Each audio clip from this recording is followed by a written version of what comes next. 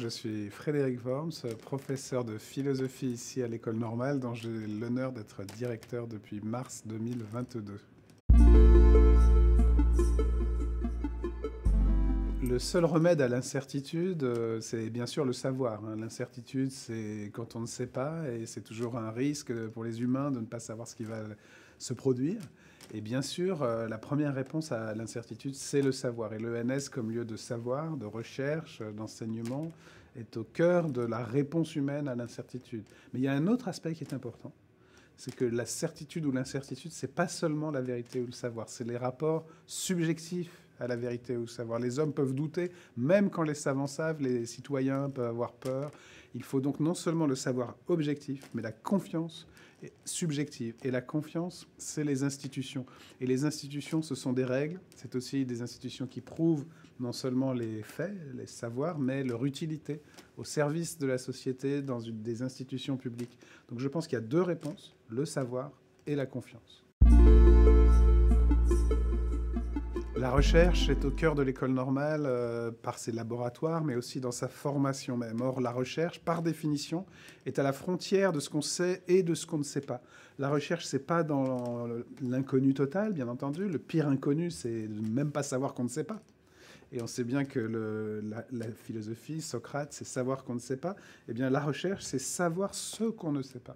Et c'est y aller à partir de ce qu'on sait. La recherche, c'est toujours défini collectivement par une communauté qui établit l'état des lieux, l'état de l'art, comme on dit, l'état du savoir, c'est d'aller un pas plus loin.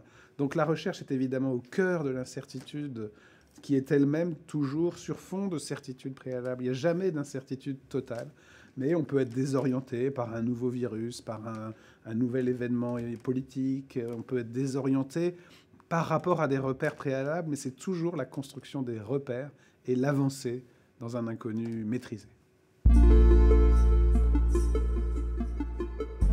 Il faut évidemment transformer l'inconnu en connu. C'est le rôle de la science. Et il y aura toujours une marge d'inconnu, comme voilà, les philosophes disent, pour prouver l'infinité de l'univers, que si on arrivait au bout de l'univers, on pourrait encore tendre la main dans le vide. Et donc il y a toujours un peu plus à savoir, et heureusement, l'inconnu n'est pas seulement un objet de peur pour notre pratique, ni un objet d'espoir d'ailleurs, c'est aussi un objet de plaisir, d'exploration, et il y a des inconnus aussi qu'on rencontre.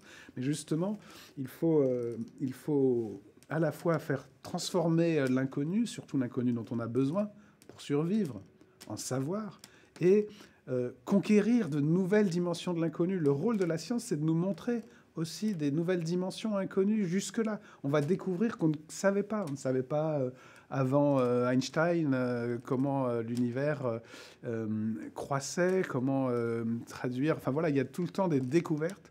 Et les découvertes, c'est aussi de la découverte de nouvelles choses inconnues. Donc oui, le rôle de la science, c'est toujours de redéfinir les rapports du connu et de l'inconnu. C'est aussi de nous aider à nous orienter dans la vie. La science, c'est dans la société.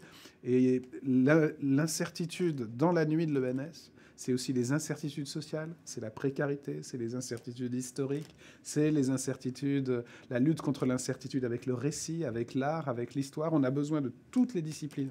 C'est vraiment le cœur du message aussi. C'est que la science, ce sont les sciences et qu'on a besoin de toutes les sciences. Nous ne savons pas non plus qui nous sommes. Nous, êtres humains, êtres sociaux, êtres du XXIe siècle sur cette terre.